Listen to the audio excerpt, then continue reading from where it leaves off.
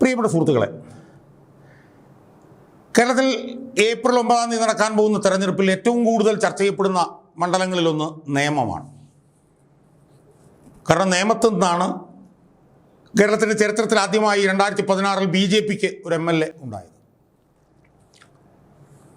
2021 പക്ഷേ BJPയുടെ ആ MLA സ്ഥാനം നഷ്ടപ്പെട്ടു. എന്നാൽ 2026 നിയമം തിരിച്ചു പിടിക്കാൻ വേണ്ടി BJP ഭഗീരഥ പ്രയത്നം അവിടെ നടത്തിക്കൊണ്ടിരിക്കുകയാണ്. നേമത്ത് മത്സരിക്കുന്നത് BJPയുടെ സംസ്ഥാന പ്രസിഡന്റും ശതകോടീശ്വരനും വ്യവസായിയുമായിട്ടുള്ള രാജീവ് ചന്ദ്രശേഖറാണ്. നേമത്തെ CPMന്റെ സ്ഥാനാർത്ഥിയായിട്ട് വന്നിട്ടുള്ളത് അവിടുന്ന് 2 പ്രാവശ്യം ജയിക്കുകയും 3ാമത്തെ തവണ മത്സരിക്കുകയും ചെയ്യുന്ന വിദ്യാഭ്യാസ മന്ത്രി ശ്രീമൻ V. ശിവൻകുട്ടിയാണ്. നേമത്തെ UDFന്റെ സ്ഥാനാർത്ഥി ചെറുപ്പക്കാരനും വിദ്യാസമ്പന്നനുമായിട്ടുള്ള ശ്രീമൻ ശബരിനാഥനാണ്. നേമം BJP പിടിച്ചെടുക്കുമെന്നുള്ള നിലയിലുള്ള ചർച്ചകൾ വ്യാപകമായി നടക്കുന്നുണ്ട്. അതിൻ്റെ കാരണം എന്ന് പറഞ്ഞാൽ കഴിഞ്ഞ ലോക്സഭാ തെരഞ്ഞെടുപ്പ് കഴിഞ്ഞപ്പോഴും BJP ആയിരുന്നു അവിടെ ഒന്നാം സ്ഥാനത്ത്. അതുപോലെ തന്നെ പഞ്ചായത്ത് തെരഞ്ഞെടുപ്പ് കഴിഞ്ഞപ്പോൾ 2 മണ്ഡലത്തിലാണ് കേരളത്തിൽ BJP ഒന്നാം സ്ഥാനത്ത് നിൽക്കുന്നത്. ഒന്ന് നേമവും മറ്റൊന്ന് വട്ടിയൂർക്കാവും. അപ്പോൾ നേമത്ത് നിരന്തരമായി BJP ഒന്നാം സ്ഥാനത്ത് നിൽക്കുകയാണ്. അപ്പോൾ അതുകൊണ്ട് തന്നെ ഈ തെരഞ്ഞെടുപ്പിൽ ഒരു MLA സ്ഥാനമെങ്കിലും BJPക്ക് കിട്ടിയാൽ അത് നിയമമായിരിക്കും എന്ന് ആണ് പൊതുവിൽ വിലയിരുത്തപ്പെടുന്നത്. സുഹൃത്തുക്കളെ, എന്നാൽ ഞാൻ ഈ വീഡിയോയിലൂടെ എൻ്റെ പ്രേക്ഷകരുമായി ചർച്ച ചെയ്യാൻ പോകുന്നത് നിയമത്തിത്തവണ UDFന്റെ സ്ഥാനാർത്ഥി ശബരിനാഥന് വലിയ വിജയ സാധ്യതകളുണ്ട് എന്നാണ് ഞാൻ എൻ്റെ പ്രേക്ഷകരുമായി ചർച്ച ചെയ്യാൻ പോകുന്നത്. കാരണം ആ ഒരു നിഗമനത്തിലേക്ക് ഞാൻ എത്താൻ ഉള്ള കാരണം എന്ന് പറഞ്ഞാൽ 1991 മുതൽ നിയമമണ്ഡലത്തെക്കുറിച്ചിട്ട് കഴിഞ്ഞ ദിവസം ഒരു ചെറു പഠനം നടത്തുകയുണ്ടായി. ആ പഠനത്തിൽ നിന്ന് ഉരുത്തിരിഞ്ഞു വന്ന നിഗമനത്തിൻ്റെ അടിസ്ഥാനത്തിലാണ് ശബരിനാഥന് നേമത്തു നിന്ന് വിജയസാധ്യതയുണ്ട് എന്ന് ഞാൻ പറഞ്ഞു. സുഹൃത്തുക്കളെ, ഞാൻ ആ ഗവേഷണ പഠനത്തിൻ്റെ ഭാഗമായി ഞാൻ നോക്കിയപ്പോൾ 1991 അവിടെ CPM ആണ് ജയിച്ചത്. 1996 CPM ജയിച്ചു. 2001 2006 അവിടെ കോൺഗ്രസ് ജയിച്ചു. 2011 BJPയും 2016 2021 പിന്നെ CPM അവിടെ ജയിച്ചിട്ടുണ്ട്. അപ്പോൾ 1991 മുതൽ നോക്കിയാൽ 4 തവണ നിയമമണ്ഡലത്തിൽ CPM ജയിച്ചതായിട്ട് നമുക്ക് കാണാൻ കഴിയും. കോൺഗ്രസ് അവിടെ 2 തവണ ജയിച്ചതായിട്ട് കാണാൻ കഴിയും. BJP അവിടെ 1 തവണയും ജയിച്ചതായിട്ട് നമുക്ക് കാണാൻ കഴിയും. ഇനി വോട്ടിൻ്റെ കണക്ക് നമ്മൾ എടുത്ത് നോക്കിയാൽ നമുക്ക് കാണാൻ കഴിയുന്നത് CPMന് ഈ 91 മുതൽ 2021 വരെയുള്ള തെരഞ്ഞെടുപ്പുകളിൽ ലഭിച്ച ശരാശരി വോട്ട് നോക്കിയാൽ CPMന് അവിടെ ഏതാണ്ട് 47,000 മുതൽ 55,000 വരെ വോട്ടുകൾ ഉള്ളതായിട്ട് നമുക്ക് കാണാം. ഈ തെരഞ്ഞെടുപ്പുകളിൽ നമ്മൾ നോക്കുമ്പോൾ നമുക്ക് അങ്ങനെയാണ് കാണാൻ കഴിയും. എന്നാൽ കോൺഗ്രസിൻ്റെ കാര്യം നമ്മൾ നോക്കിയാൽ കോൺഗ്രസ് 2 പ്രാവശ്യമാണ് അവിടെ ജയിച്ചിട്ടുള്ളത്. ആ 2 പ്രാവശ്യം കോൺഗ്രസ് അവിടെ ജയിച്ചതിൽ നിന്ന് നോക്കുമ്പോൾ അവർക്ക് ഏതാണ്ട് 40,000 മുതൽ 60,000 വരെ വോട്ടുകൾ കോൺഗ്രസിന് അവിടെ കിട്ടിയിട്ടുണ്ട് എന്ന് നമുക്ക് കാണാൻ കഴിയും. അപ്പോൾ അതാണ് പ്രധാനപ്പെട്ട കാര്യം. അവിടെ കൂടുതൽ പ്രാവശ്യം CPM ആണ് ജയിച്ചിട്ടുള്ളത്. പക്ഷേ CPMന് കിട്ടിയിട്ടുള്ള ശരാശരി വോട്ട് 40,000 മുതൽ 55,000 വരെ. എന്നാൽ കോൺഗ്രസ് 2 പ്രാവശ്യമേ അവിടെ ജയിച്ചിട്ടുള്ളെങ്കിലും കോൺഗ്രസിന് 40,000 മുതൽ 60,000 വരെ വോട്ട് അവിടെ ലഭിച്ചിട്ടുണ്ട്. ഉദാഹരണത്തിന് 2006 നേമത്ത് നിന്ന് കോൺഗ്രസ് ജയിക്കുമ്പോൾ കോൺഗ്രസിന് 60,884 വോട്ടാണ് അവിടെ ലഭിച്ചിട്ടുള്ളത്. അപ്പോൾ 60,000 വോട്ട് വരെ കോൺഗ്രസിന് അവിടെ ലഭിച്ചിട്ടുണ്ട് എന്ന് നമുക്ക് കാണാൻ കഴിയും.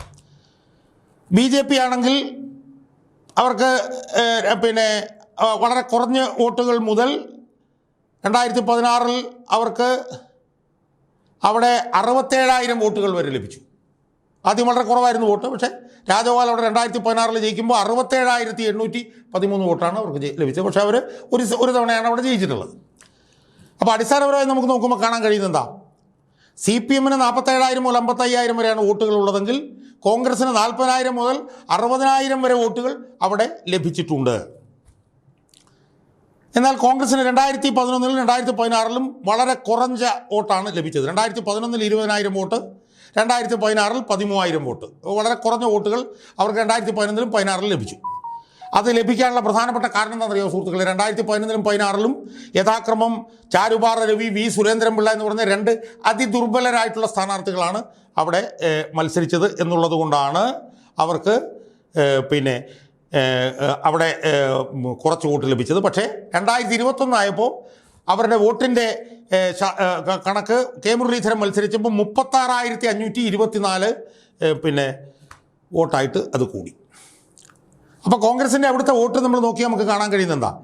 ശരാശരി 40,000 മുതൽ 60,000 വരെ വോട്ട് അവർക്ക് കിട്ടിയിട്ടുണ്ട്. അവിടെ അവർ 2 തെരഞ്ഞെടുപ്പിൽ അവർക്ക് വോട്ട് കുറച്ച് കിട്ടിയിട്ടുണ്ടെങ്കിൽ അതിൻ്റെ കാരണം കോൺഗ്രസിന് ദുർബല സ്ഥാനാർത്ഥി ആയതുകൊണ്ടാണ്. 2021-ൽ കോൺഗ്രസിൻ്റെ വോട്ട് അവിടെ കുത്തനെ കൂടി 36,000 വോട്ടായി. കാരണം അവിടെ കോൺഗ്രസിന് ശക്തനായ സ്ഥാനാർത്ഥി കെ മുരളീധരൻ അവിടെ വന്നു.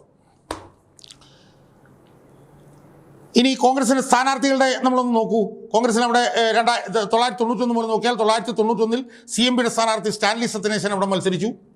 അതിനുശേഷം കെ മോഹൻകുമാർ മത്സരിച്ചു. അതിനുശേഷം 2 പ്രാവശ്യം N ശക്തൻ അവിടെ മത്സരിച്ചു, ജയിച്ചു. പിന്നെ ചാരുപാറ രവി, സുരേന്ദ്രൻപിള്ള, കെ മുരളീധരൻ. ഇതാണ് അവിടുത്തെ സ്ഥാനാർത്ഥികളുടെ വെച്ച് നോക്കിയാൽ നമുക്ക് കാണാൻ കഴിയുന്നത്. അവിടെ N ശക്തൻ 2 തവണ ജയിക്കുമ്പോൾ ഒരു തവണ 56,648 വോട്ടും ഒരു തവണ 60,884 വോട്ടും അവിടെ ലഭിച്ചിട്ടുണ്ട്. അപ്പോൾ ഇതിൽ നമുക്ക് മനസ്സിലാക്കാൻ കഴിയുന്നത് എന്താ? കോൺഗ്രസിൻ്റെ ശക്തനായിട്ടുള്ള സ്ഥാനാർത്ഥി മത്സരിച്ചപ്പോൾ നല്ല വോട്ട് അവിടെ കിട്ടി.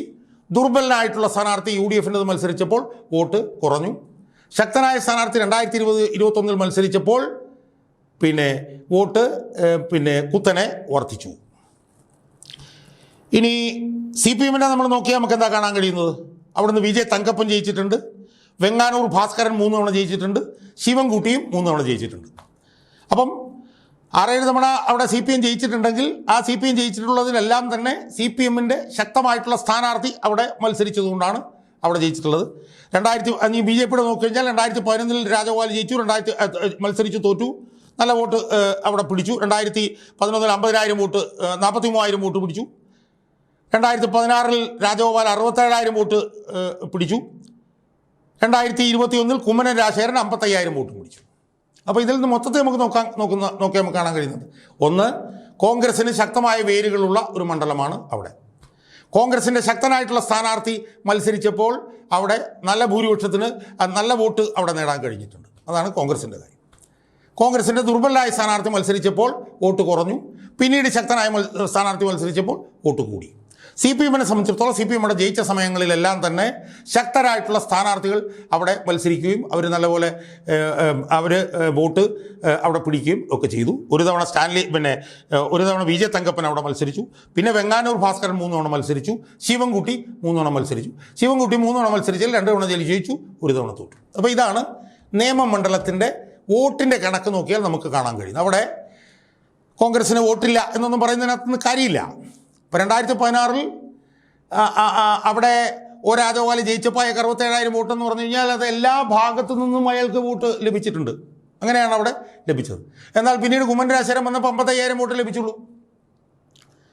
അപ്പോൾ ഇടക്കാലത്ത് അവിടെ BJP അവരുടെ ശക്തി വർദ്ധിപ്പിച്ചിട്ടുണ്ടെങ്കിലും നമ്മൾ പ്രധാനമായും നമുക്ക് കാണാൻ കഴിയുന്നത് കോൺഗ്രസിന് ആ മണ്ഡലത്തിൽ വേരുകളുണ്ട്. BJPയുടെയും CPMൻ്റെയും ശക്തനായ സ്ഥാനാർത്ഥി വരികയും കോൺഗ്രസിൻ്റെ താരതമ്യേന ദുർബലനായിട്ടുള്ള സ്ഥാനാർത്ഥി വരികയും ചെയ്യുമ്പോഴാണ് അവിടെ ഒന്നുകിൽ BJP അല്ലെങ്കിൽ CPM ജയിക്കുന്നത് എന്ന് നമുക്ക് കാണാൻ കഴിയും. അപ്പം നിങ്ങൾക്ക് ചോദിക്കാം, 2021-ൽ ശക്തനായൊരു സ്ഥാനാർത്ഥി കോൺഗ്രസിന് വന്നിട്ടും ജയിച്ചിട്ടില്ലല്ലോ എന്നുള്ളത്. അതൊരു ചോദ്യമാണ് എന്നുള്ളത് ഒരു വസ്തുതയാണ്. പക്ഷേ 2021-ൽ എന്തായിരുന്നു? ഒരു വശത്ത് ശിവൻകുട്ടി, ഒരു വശത്ത് കുമ്മനം രാജശേഖരൻ. പക്ഷേ 2021-ൽ നമ്മൾ കാണേണ്ടത് അവിടെ വലിയൊരു ഇടതനുകൂല തരംഗം സംസ്ഥാന തലത്തിൽ നിലനിൽക്കുന്നുണ്ടായിരുന്നു. കോവിഡ് കിറ്റ് പെൻഷനൊക്കെ നൽകി വലിയൊരു മുൻതൂക്കം CPMനുണ്ടായിരുന്നു. അതുപോലെ തന്നെ ന്യൂനപക്ഷങ്ങളുടെ ഇടയിലും CPMന് അനുകൂലമായിട്ട് വലിയൊരു മാറ്റം ഉണ്ടായിരുന്നു. ഇപ്പോൾ നേമത്ത് ന്യൂനപക്ഷങ്ങൾ വലിയ തോതിലുള്ളതാണ്. അവരുടെ എല്ലാവരുടെയും വോട്ട് അവിടെ കിട്ടി. ഭരണാനുകൂല തരംഗമുണ്ടായിരുന്നു. കോവിഡ് കിറ്റ് പെൻഷനൊക്കെ ഉണ്ടായിരുന്നു. CPMൻ്റെ വോട്ട് ഒറ്റക്കെട്ടായി ശിവൻകുട്ടിക്ക് കിട്ടി. അപ്പോൾ അതുകൊണ്ടാണ് കോൺഗ്രസിന് അവിടെ ശക്തനായ ഒരു സ്ഥാനാർത്ഥി ഉണ്ടായിട്ട് പോലും 2021 കോൺഗ്രസിന് അവിടുന്ന് ജയിക്കാൻ പറ്റാതിരുന്നു. പക്ഷേ കോൺഗ്രസിന് 20,000 വോട്ട് നേരത്തെ കിട്ടിയിരുന്നു, 30,000 വോട്ട് കൂടുതൽ പിടിക്കാൻ കെ മുരളീധരന് കഴിഞ്ഞു. അതേസമയം ബി ജെ പിയുടെ ഒരു ശക്തനായ സ്ഥാനാർത്ഥി അവിടെ നിൽക്കുകയും ചെയ്തു. പക്ഷേ ബി ജെ പിയുടെ സ്ഥാനാർത്ഥിക്ക് 2016 67,000 വോട്ട് കിട്ടിയിരുന്നെങ്കിൽ 2021 55,000 വോട്ടായി കുറഞ്ഞു എന്ന് നമ്മൾ കാണണം. അപ്പോൾ ഇതിൽ നിന്ന് വരുന്ന നിരീക്ഷണം എന്ന് പറഞ്ഞാൽ എന്താ? കോൺഗ്രസിന് അവിടെ വേരുള്ള മണ്ഡലമാണ്. കോൺഗ്രസ് അവിടെ ശക്തനായ സ്ഥാനാർത്ഥി ഉള്ളപ്പോൾ നല്ല വോട്ട് അവിടെ പിടിച്ചിട്ടുണ്ട്. കോൺഗ്രസിൻ്റെ ദുർബലമായ സ്ഥാനാർത്ഥി വന്നപ്പോഴാണ് വോട്ട് കുറഞ്ഞിട്ടുള്ളത്. CPM അവിടെ ജയിക്കാനുള്ള സാധ്യത എന്ന് പറഞ്ഞാൽ ആ സമയങ്ങളിലൊക്കെ CPMന് അനുകൂലമായിട്ട് സംസ്ഥാന തലത്തിൽ പിന്നെ പല ഘടകങ്ങളും ഉണ്ടായിരുന്നു. അതുകൊണ്ടാണ് CPM അവിടെ ജയിച്ചത്. 2016 ഒരു അബറേഷൻ എന്നുള്ള നിലയിൽ അവിടെ BJP ജയിച്ചത് O രാജഗോപാലിന് എല്ലാ വിഭാഗങ്ങളിൽ നിന്നും വലിയ തോതിലുള്ള വോട്ട് ലഭിച്ചതുകൊണ്ടാണ്. ഇതാണ് 1991 മുതൽ 2021 വരെയുള്ള 20 വർഷക്കാലത്തെ നിയമമണ്ഡലത്തിലെ വോട്ടുകൾ പരിശോധിക്കുമ്പോൾ നമുക്ക് കാണാൻ കഴിയുന്ന ഒരു ട്രെൻഡ്. ഇതിൻ്റെ പശ്ചാത്തലത്തിൽ വേണം നമ്മൾ 2026 നിയമമണ്ഡലത്തിലെ തെരഞ്ഞെടുപ്പ് ഫലത്തെ നമ്മൾ സമീപിക്കാൻ. നമ്മൾ നേരത്തെ സൂചിപ്പിച്ചു, BJPയുടെ രാജീവ് ചന്ദ്രശേഖർ മത്സരിക്കുന്നു, CPMൻ്റെ ശിവൻകുട്ടി മത്സരിക്കുന്നു, UDFൻ്റെ ശബരിനാഥൻ മത്സരിക്കുന്നു. നമ്മളിത് ഓരോ സ്ഥാനാർത്ഥികളെ നമ്മൾ നിർത്തി നോക്കിയ സുഹൃത്തുക്കൾ. BJPയിലെ രാജീവ് ചന്ദ്രശേഖർ മത്സരിക്കുന്നു. BJPയുടെ രാജീവ് ചന്ദ്രശേഖർക്ക് ഒരു സംശയവും വേണ്ട, കുമ്മനം രാജശേഖരനോ അല്ലെ O രാജഗോപാലിന് കിട്ടിയ അത്രയും പിന്തുണ അവിടെ കിട്ടില്ല എന്നുള്ള കാര്യത്തിൽ ഒരു തർക്കവുമില്ല. കാരണം O രാജഗോപാൽ പൊതുസമ്മതനായിരുന്നു. കുമ്മനം രാജശേഖരനാകട്ടെ BJPയുടെ മൊത്തം വോട്ട് ബാങ്ക് മുഴുവൻ ധ്രുവീകരിപ്പിക്കാൻ കഴിയുന്ന RSS ബന്ധമുള്ള ഒരു ശക്തനായിട്ടുള്ള നേതാവായിരുന്നു കുമ്മനം രാജശേഖരൻ. ആ അഡ്വാൻറ്റേജ് ഒന്നും രാജീവ് ചന്ദ്രശേഖർക്ക് കിട്ടില്ല എന്നുള്ള കാര്യത്തിൽ ആരും തർക്കമില്ല. കാരണം രാജീവ് ചന്ദ്രശേഖർ ബേസിക്കലി BJPക്കാരനല്ല. BJPക്കകത്തുനിന്ന് പോലും അയാൾക്കെതിരെ ശക്തമായിട്ടുള്ള എതിർപ്പുണ്ട്. എന്ന് മാത്രമല്ല, അയാൾ അടിസ്ഥാനപരമായി രാഷ്ട്രീയക്കാരൻ പോലുമല്ല, അയാളൊരു കച്ചവടക്കാരനാണ്. എന്ന് മാത്രമല്ല, അയാളുടെ സംസാരങ്ങളും പ്രതികരണങ്ങളും ധാരണയുമൊക്കെ തന്നെ വികലവും വളരെ നിലവാരം കുറഞ്ഞതുമാണെന്ന് നമ്മൾ കണ്ടുകൊണ്ടിരിക്കുകയാണ്. BJPക്കകത്തുനിന്ന് തന്നെ അയാൾക്ക് ശക്തമായിട്ടുള്ള എതിർപ്പ് രാജീവ് ചന്ദ്രശേഖരനുണ്ട്. ഇനി നമ്മൾ ശിവൻകുട്ടിയിലേക്ക് വന്നാലോ? ശിവൻകുട്ടി 3ാമത്തെ തവണയാണ് അവിടെ മത്സരിക്കുന്നത്. ശിവൻകുട്ടി രോഗാതുരനാണ്. ശിവൻകുട്ടിക്ക് ഗുരുതരമായിട്ടുള്ളൊരു രോഗമുണ്ട്. 3, ശിവൻകുട്ടിക്കെതിരെ ശക്തമായിട്ടുള്ള എതിർപ്പ് CPMനകത്ത് തന്നെയുണ്ട്. ശിവൻകുട്ടിയെ അവിടെ എന്തിനു മത്സരിപ്പിച്ചു എന്നുള്ള ഒരു തർക്കം CPMനകത്ത് കാര്യമായി നിൽക്കുന്നുണ്ട്. ഈ രോഗാതുരനായിട്ടുള്ള ശിവൻകുട്ടിയെ മാത്രമേ അവിടെ മത്സരിപ്പിക്കാൻ ലഭിച്ചുള്ളൂ എന്നുള്ള ചോദ്യം CPMനകത്ത് വലിയ തോതിൽ നിൽക്കുന്നുണ്ട്. അപ്പോൾ BJPക്കകത്തും CPMനകത്തും പ്രശ്നങ്ങളുണ്ട്. രാജീവ് ചന്ദ്രശേഖരെ പോലെയോ കുമ്മനം രാജശേഖരനെ പോലെയോ ജനകീയനും ജനസമ്മതനുമല്ല രാജീവ് ചന്ദ്രശേഖർ. അയാൾ രാഷ്ട്രീയക്കാരൻ പോലുമല്ല. അയാൾ ഒരു ശതകോടീശ്വരനാണ്. മറുഭാഗത്ത് നമ്മൾ ശബരിനാഥൻ്റെ കാര്യം എടുത്തു നോക്കിയേ. ശബരിനാഥൻ നെഗറ്റീവായിട്ട് ഒന്നുമില്ല. ശബരിനാഥൻ ഒരു ചെറുപ്പക്കാരനാണ്. ശബരിനാഥൻ വിദ്യാസമ്പന്നനാണ്. അതോടൊപ്പം തന്നെ ശബരിനാഥന് അനുകൂലമായിട്ട് ഒരു പിടി ഘടകങ്ങളുണ്ട്. ഭരണവിരുദ്ധ വികാരമുണ്ട് ശബരിനാഥന് അനുകൂലമായിട്ട്. പിണറായി വിരുദ്ധ വികാരം ശബരിനാഥന് അനുകൂലമായിട്ടുണ്ട്. അപ്പം ഒരുപാട് അനുകൂല ഘടകങ്ങൾ ഏൽക്കൊണ്ടെന്ന് മാത്രമല്ല, ന്യൂനപക്ഷങ്ങളുടെ ഇടയിലുള്ള ധ്രുവീകരണം പരിപൂർണമായും ശബരിനാഥന് അനുകൂലമാണ്. 2021 ന്യൂനപക്ഷ ധ്രുവീകരണം ശിവൻകുട്ടിക്ക് അനുകൂലമായിരുന്നു പൂർണ്ണമായിട്ട്. അത് ഇത്തവണ മുഴുവൻ ശബരിനാഥന് അനുകൂലമാണ്. എന്ന് മാത്രമല്ല, ഭൂരിപക്ഷ സമുദായങ്ങളുടെ ഇടയിൽ നിന്നും ശബരിനാഥന് വോട്ട് ലഭിക്കാനുള്ള സാധ്യതയുണ്ട്. കാരണം ശബരിനാഥൻ ചെറുപ്പക്കാരനും വിദ്യാസമ്പന്നനുമാണ്. അവരുടെ ഇടയിൽ ഒരു അംഗീകാരം ശബരിനാഥൻ ഉണ്ടാക്കിയിട്ടുണ്ട്. അതിലൊക്കെ ഉപരി ജയിക്കാൻ പോകുന്നൊരു മുന്നണിയുടെ സ്ഥാനാർത്ഥിയാണ് ശബരിനാഥൻ. തോക്കുന്ന മുന്നണിക്ക് ആരെങ്കിലും വോട്ട് ചെയ്യാൻ തയ്യാറാവും സുഹൃത്തുക്കൾ. അപ്പോൾ ഇതെല്ലാം കൂടെ നമ്മൾ വെച്ച് പരിശോധിക്കുമ്പോൾ ഇപ്പോഴുള്ള ഒരു പൊതുധാരണയ്ക്ക് വിരുദ്ധമായി 2026 നടക്കാൻ പോകുന്ന തെരഞ്ഞെടുപ്പിൽ ചെറിയൊരു ഭൂരിപക്ഷത്തിനാണെങ്കിലും ശബരിനാഥൻ വിജയിക്കാനുള്ള സാധ്യത നമ്മൾ ഒരിക്കലും തള്ളിക്കളയരുത് എന്ന് എനിക്ക് സൂചിപ്പിക്കാം. കാരണം 2021 35,000 വോട്ട് മുരളീധരൻ അവിടെ നേടിയിട്ടുള്ളതാണ്. ഒരു 50,000-ലധികം വോട്ടുകൾ കൂടുതൽ നേടിയാൽ ശബരിനാഥന് ജയിക്കാനുള്ള സാധ്യത വളരെ വലുതാണ് എന്നാണ് എനിക്ക് സൂചിപ്പിക്കുന്നത്. അതുകൊണ്ട് ഞാൻ കൂടുതൽ ദീർഘിപ്പിക്കുന്നില്ല.